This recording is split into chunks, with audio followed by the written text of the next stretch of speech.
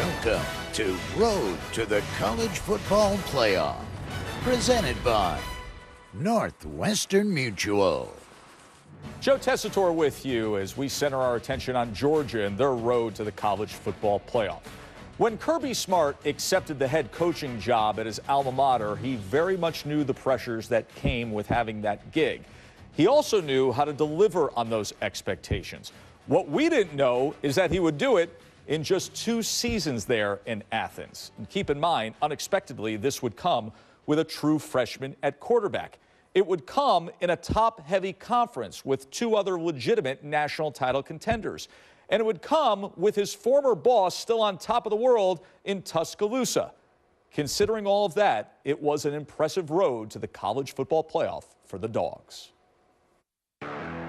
Georgia's going to be a pretty good football team. Georgia right now has an incredible opportunity. Veteran quarterback coming back in Jacob Eason. We all have goals this year to do the best we can, win and loss-wise. It is a perfect day for a football game. And there's a flag after the play. And Eason is down. That means Jake Fromm will warm up. Is he going to be composed? A perfect strike. Touchdown. That's why we practice, right? Georgia picked up where they left off. Notre Dame hosting Georgia is the hottest ticket in all of college football. We're going to play hard every snap. Just going to go out there and just play Georgia football. Spectacular play by Godwin. Handoff to Michelle. He's going to run wide open into the end zone. Touchdown. Win was hit. Lost the ball. And it's the Dogs' ball. Ball game. The hype train will start rolling. This Georgia team's for real. Georgia's tandem and running back, 2 of the best in the nation. Is it a touchdown? Yes. Second effort, cutting back. Touchdown. 74 yards. Sony Michelle. Man, how much fun is it to watch that defense? Woo. Absolutely thrilled that time. Intercepted, and this Georgia defense is just rolling. It's one of the oldest rivalries in all of college football. When you play Auburn, you really want that game. It's about us. Passes. Touchdown! Auburn! Turn the lights out in Athens, Georgia! I think this team will answer and respond the right way. They want to improve upon what they just showed. SEC title game, you've got a rematch. Rematches, Auburn, Georgia. There is the revenge factor. For all the marbles. Only fumble the football. The ball is out. Roquan's picked it up in Auburn territory. To throw to the left. He's got a man. Touchdown! Touchdown! Derek Godwin. Swift's got running room. Swift by the defense. Go! Swift into the end zone. Touchdown! And it'll be SEC championship number 13 in Georgia history. And it doesn't matter what smells sweeter, roses or sugar. That's where the Dogs will be headed, one of those destinations. Yeah, they're going to be smelling the roses, will Georgia, in the college football playoff. Either way, they don't care. David Pollack, Booger McFarland here as we detail Georgia's road to the college football playoff. Just watching Kirby celebrate, I can't imagine how much that meant to him. Knowing his past, knowing where he came from, everything to get to this point and then to deliver like that. First of all, you don't see him celebrate very much. That's right. He is a detail-oriented guy, to say the least, and he is driven, and you see the Nick Saban-type qualities that he learned under the master. So, I think he's done a couple of things. The mentality's changed. You can tell that the physicality's changed from what it used to be. And I think the number one thing that happened to this Georgia team to make them where they're at is they got 4 seniors to stay last year. Yes. You got Lorenzo Carter to stay on board. You got Bellamy to stay on board. Mm-hmm. You got Michelle to stay on board. You got Chubb to stay on board. Those guys could have went to the NFL. That's senior leadership on both sides of the ball really allowed this team to come back and be ready to be who they are. So much kudos to Kirby Smart for keeping them to stand, but those guys were sticking around. And the most important thing in life, fellas, is to understand who you are and just be who you are. Kirby Smart was at Alabama. He learned under Nick Saban how to be tough, how to be physical. He gets the job at Georgia. He comes and says, you know what? In order to play in this conference, in order to win, we got to be tough on the line of scrimmage. We have to be physical. It doesn't matter who's playing the quarterback. He's won with Eason. He's won with Fromm. It doesn't matter. But we cannot give up yards on defense, and we have to be physical at the line of scrimmage. When I watch Georgia, they are an epitome of what Kirby Smart grew up as, a tough, physical football player when he played at Georgia, and that's what his team is right now. You can't help but getting aside from the discussion of quarterback here. For a lot of folks, if we said, hey, listen, it's going to be a true freshman that's going to be having to go the way for Georgia, it's going to catch some losses, will get beat up somewhere there. Having said that, how critical was the early road win at Notre Dame. To go out and get that under your belt for the game. It was huge, but one thing Booger said I think is very important is the defense. It's not like they scored 30 points at Notre Dame. They scored enough. Yeah. The defense allowed you to be in ball games, which allowed a true freshman to grow and to get better to the point where late in the season when you needed him to make plays in the Auburn game, the SEC Championship game, he did. So Jake Fromm has done everything you could possibly ask for him. I'm just telling you, I went to summer practice this past year, and all the hype was about Jacob Eason, and I know he's got a huge arm and all that good stuff. I left practice, and I was like, I was with one of my buddies I went to practice with, and I said, Levin looks better. and so, again, just in terms of command and his ability to orchestrate in terms the of offense? footwork, in terms of accuracy, in terms of playing the quarterback position, there was no doubt who had more physical tools. Eason had way more physical tools. But you're talking about putting the ball where it belonged, getting rid of the ball, making those quick decisions. I was like, Levin's pretty solid. And again, that speaks to Kirby Smart recruiting. How do you get a 5-star kid, Jacob Eason, one of the best quarterbacks in the country, and then you get the next one the next year? So that's a hard bill to sell nowadays with everybody transferring and leaving. You know, when you talk about Fromm, he doesn't have the greatest physical ability. But I want my quarterback to have great decision-making. I don't care about 6'5", 230 pounds, rocket arm, big, blonde hair, blue eyes. I don't care about any of that. Here's what I care about. I want a guy that's going to touch the ball every single play to have great decision-making. He may not win the game, but he's never going to lose the game. And when you watch Jake Fromm, his ability to be in control. It doesn't take great physical skills. It takes a mind. He has a tremendous mind, guys. But you know what? The interesting thing about that is college football has changed so much. Yes. And you need a guy to score points. This isn't a defensive. If that's your style of play. This isn't a defensive. It's in our day and age, right? It's back in my day kind of talk with me and you now. It's old. You got to be able to score points. So he's done a good job. Auburn, they needed to score more points. He scored more points, but it's going to be interesting. Baker Mayfield, tick for tack. Can a true freshman do it? Last true freshman to win a national championship, Jameel Holloway, right? Yeah, Oklahoma, Jameel Holloway, yeah. Jameel Holloway, 1985. So it's been a long time. Bug, of course, he's got something to lean on, the true freshman quarterback, because he turns around and he hands off to 3 guys now who are all superstars. I mean, 3, 4. I mean, you talk about Chubb, Michelle, Holyfield, Swift. Yeah, Holyfield, I mean, you could put me in the backfield. I may be able to get 100 yards. Stop. Let's not get crazy. All right, let's not get crazy. They understand who they are. They run the football. They control the line of scrimmage. And I think it's important. If you look at all the statistics, there's one that sticks out. The game that they did not rush for over 100 yards, they lost. Yeah. All the games that they ran for over 100 yards, they won, and most of them they won convincingly. Yeah. This is a running football team. But don't forget about the wide receivers outside. They can hurt you also, but they want to run the football. And why can they do it this year? The only reason Georgia's in the playoff is because of the offensive line. The offensive line a year ago was one of the worst in college football. Andrew Thomas, another true freshman, comes in. They stick him in at right tackle. He starts from day one. Yes. And they inserted, by the way, after the Auburn loss, Ben Cleveland goes into right guard, who's 340 pounds, the strongest kid on their team. The offense has gotten more physical up front. It's allowed Chubb, allowed Michelle that space. A year ago, those guys were there. That was a 7-win team. So the difference is the offensive line is now bullying folks around. It's got that more mentality. Pittman and Chaney have done a heck of a job. A testament to what we always say. This is a development sport, yes. right? Guys get better, especially year to year, especially the gelling of an offensive line. But let's take you through the season and this road to the college football playoff with Georgia. We mentioned the road win against Notre Dame, 20-19. And remember, the Bulldog fans, they were up there in force in South Bend. That may have felt like a home game there. They ended a 3-game losing streak to Florida, 42-7, their biggest win in the series since 1982.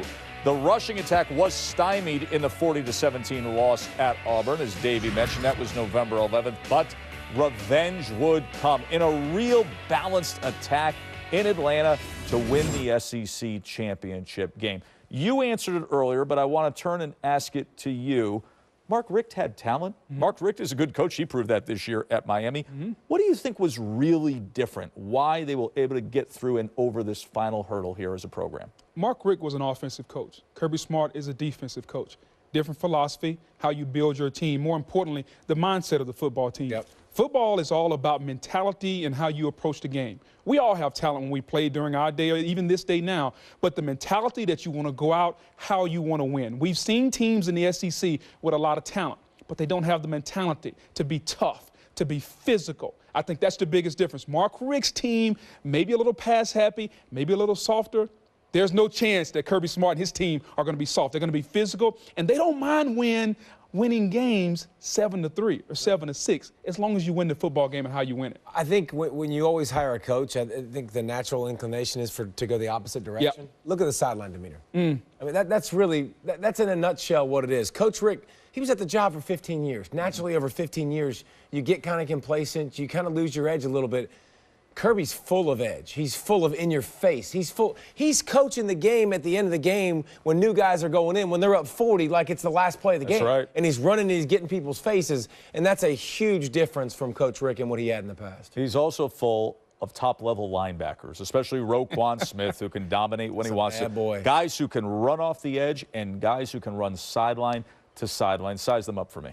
He's done a great job of again, taking those guys and developing them. Roquan Smith, obviously, I mean, everybody's talked about him, his instincts and his. But I think maximizing Bellamy and Carter, too, has been something. Both those guys, again, stay.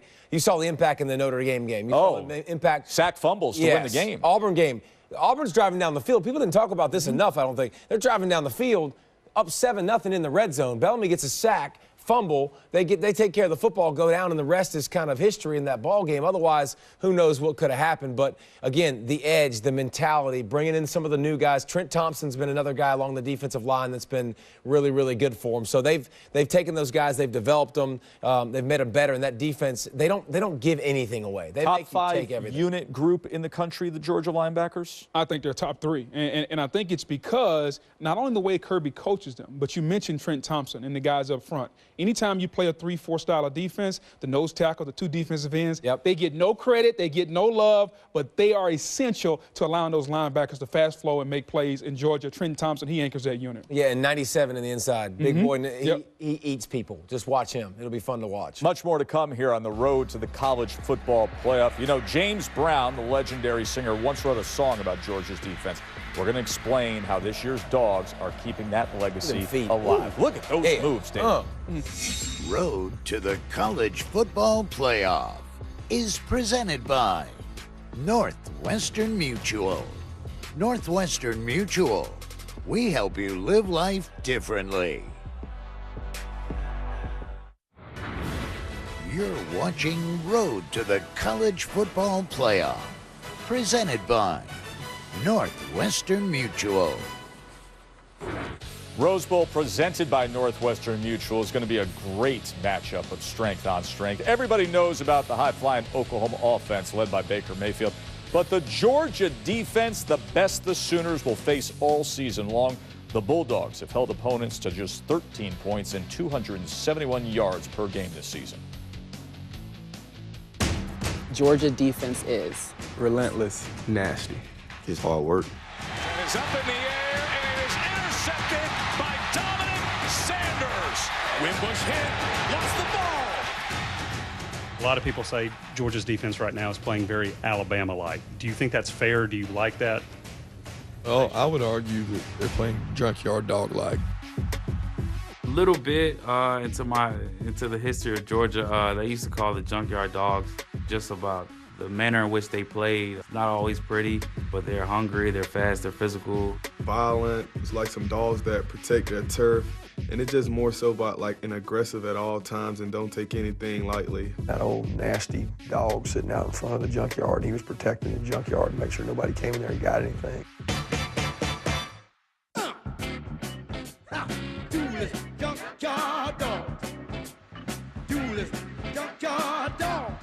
I mean, we got a legacy to live up to because there's a lot of people that came before us, a lot of greats that came before us. So we're just out here trying to live up to that level.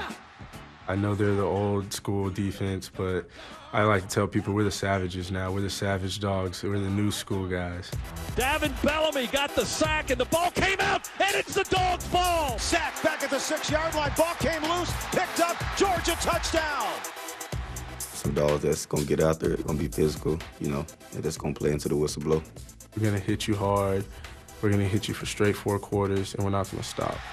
Absolutely drilled that time by Smith. I haven't seen a missed tackle by a red-shirted defender tonight. And this Georgia defense is just rolling. There's no superstar on defense. There's no guy getting all the glamour and the credit. Just a bunch of guys working really hard. Well, it's time to get introduced to all of these savage dogs. DeAndre Baker, I'll say a Doberman pitcher. Fierce, doesn't matter about his size or anything like that, and it just come up and like he'll bite you. Give JR a Chihuahua, puppy Chihuahua. He's little. Yeah, he hasn't grown yet. Lorenzo Carter, Rockwaller. You know, defend his turf, he's willing to bite. I give Davin the Pomeranian dog. He's a little show dog. Aaron Davis, the mascot, he's a bulldog. Very intelligent. Roquan, he's a pit bull. Being in the middle, you gotta have a pit in the middle. Being a pit bull, you know, you don't let up and you don't stop even when you taste blood or whatever. You just keep going until like everything is final. I like Kirby in there talking about team ball. There is no superstar. I think there may be a superstar. I beg to differ. The pit bull that was talking to Maria, Roquan Smith, that's a bad man, and he's a complete linebacker. He can play in any system you want to play in. He can play the run. He can play the pass. But just watch. He's smart. He's intelligent. Watch the back. Shoulders square to the sideline. The ball's not coming downhill right now. He has to get over the top of the other linebacker, Patrick, and he always comes with bad intention. That's what he does not like people, and I love that about him. He's coming with ill intent. Watch. Don't go where the receiver is. Meet him where he's throwing the ball. Look at the vision to be able to see this, the anticipation. Get some! There's another point of contact that he's able to do. And how about the speed? Just sideline to side. You saw Winbush all year long outrun people at the quarterback spot for Notre Dame. Look at this. He's step for step. He's even with him on the hash. Look at him run him down to the outside. Now, here's the key. If Georgia's going to win a national title, these two guys have to come up big. Bellamy and Carter, big moments against Notre Dame, huge moments against Notre Dame. Can they be an impact player like this and like they were in the Auburn SEC championship game? They will decide whether Georgia wins a national title or not. Those two guys are going to have to come up huge. How concerned are you with Baker Mayfield and the RPO stuff and that quick hit the seam to the tight end, of just having that go at rapid speed where these guys may not be able to impact things with a deeper drop? First of all, everybody's concerned. And if you've watched this offense, there's a reason to be concerned. And those RPOs, they put you in such conflict because it's a run-pass option. It's a run first. So the first thing my eyes tell me is run. Everybody blocks run up front. My natural inclination is to hunt, is to attack, to be one of those pit bulls, to be one of those dogs, come downhill and hit you. Well, then they just pull it out and they throw it right behind you. You have to actually be a little bit more patient. You have to stay back a little bit more than you want to. And if I'm Georgia, I'm death by 1,000 cuts. I'm fine with you running the football. I don't want Baker going over the top, making huge plays. Putting up the 50 that he's done all year long. That takes care of the discussion on the Georgia defense. When we come back to the road to the college football playoff, Boog on the Georgia offense. You know about the running game, but Boog says watch out for some of the other playmakers on the Dogs.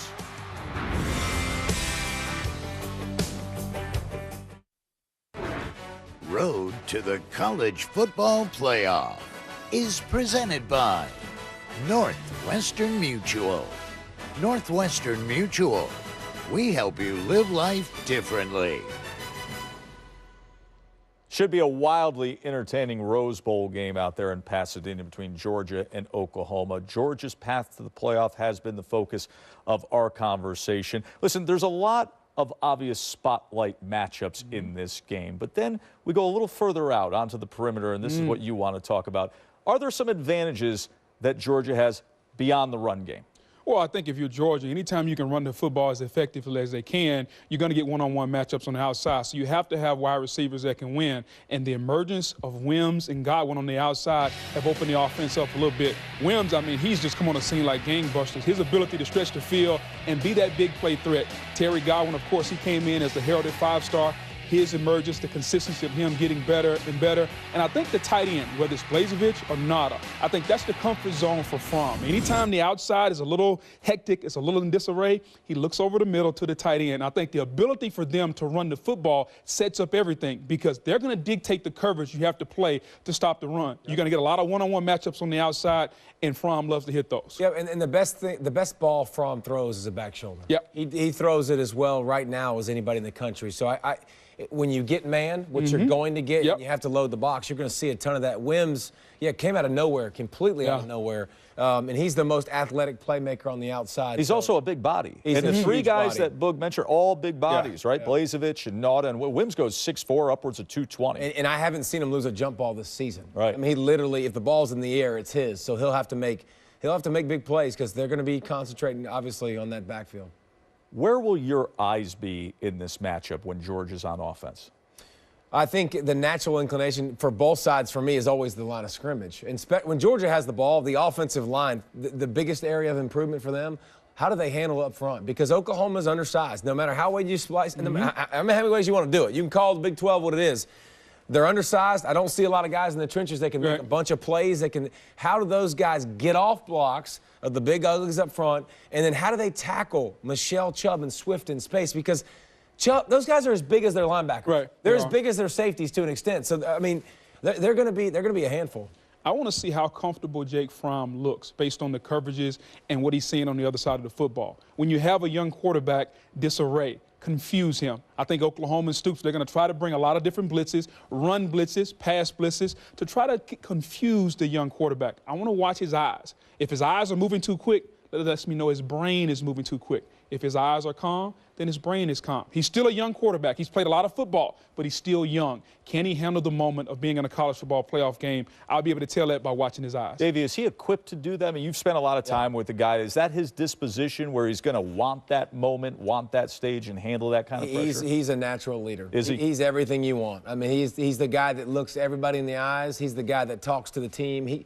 He can do that, way more so than Jacob Eason was ever comfortable doing. And that's why you knew he had something about him. There's the documentary that's going on about him in his senior season. If you watch that, you can tell he knows how to stand in front. He's comfortable standing in front of the team and being the guy. So I think it's something that it comes natural to him. It's not something. There's a lot of quarterbacks in the country that have to work on their leadership, and that's something that he's had from the get-go. And that's why the moment won't be too big for him. Do you trust him to dig them out of a hole? If this becomes one of those games where Oklahoma maybe gets a score, gets a turnover, gets a score, do you trust him in a spot like that? Or does Georgia have to have it on their terms? Play with the lead, be able to run the ball, hit a few play actions, and manage the game. Obviously, they prefer to have a lead and run the Doesn't football everybody? 3 yards in a cloud of Everybody dust. does, but do you trust him in a spot that I'm describing? I do, because I talked about his decision-making earlier in the show, and I think his ability to process information and make decisions quickly, to me, throughout the season has gotten better and better. And what a test to have. College football playoff against Oklahoma, the Heisman Trophy winner on the other side, Baker Mayfield. Don't think the young man doesn't take it as a challenge. Baker Mayfield is over there. They're saying, I'm the weak link of this team. At some point, I'm going to have to make a play. I want to see the competitiveness come out in Jake Fromm also. Here's what I'll say to your question. We've only seen it once. Right. We've only seen. And he answered. No, he didn't answer. No, the game at Auburn. At Auburn. At Auburn, they got behind. Right. They couldn't run the football worth a flip after the first drive. And he didn't have an answer for it. Now, listen, at Auburn is a different animal. That is one of the toughest places to play. The crowd. And anybody who played them that day, you almost get the sense it'll never be that way again. Correct. You can't make that many mistakes. He is not a kid that I would feel. I would not feel comfortable if he has to throw the ball 30 times. Against Oklahoma, I think you want to. If the game gets away and you start having to go tick for tack for Baker, and Baker gets a lead, that's a tough spot for any quarterback. I think because of that game you speak of, the game against Auburn, I think he learned from that. That's what I was mentioning. So he's been in that situation. He understands what it feels like now to have the game on him. I think he's learned from that. And so now when he gets in that situation again, I think he'll handle a little bit better. And that's not Jordan Hare they're playing. No, it's not. That's the glorious Rose Bowl with the sun and the San Gabriel Pasadena, Mountain. baby, Southern Cal. At best, 50-50 crowd, not 90-10 Auburn, whatever it was. That is the Hollywood script, and it has played out like a Hollywood movie this year for Georgia. And listen, people could say, hey, maybe ahead of schedule. They looked the part this year. Yeah. They looked the part of a national championship team. We will find out. It's nice to talk about Georgia's road to the college football playoff.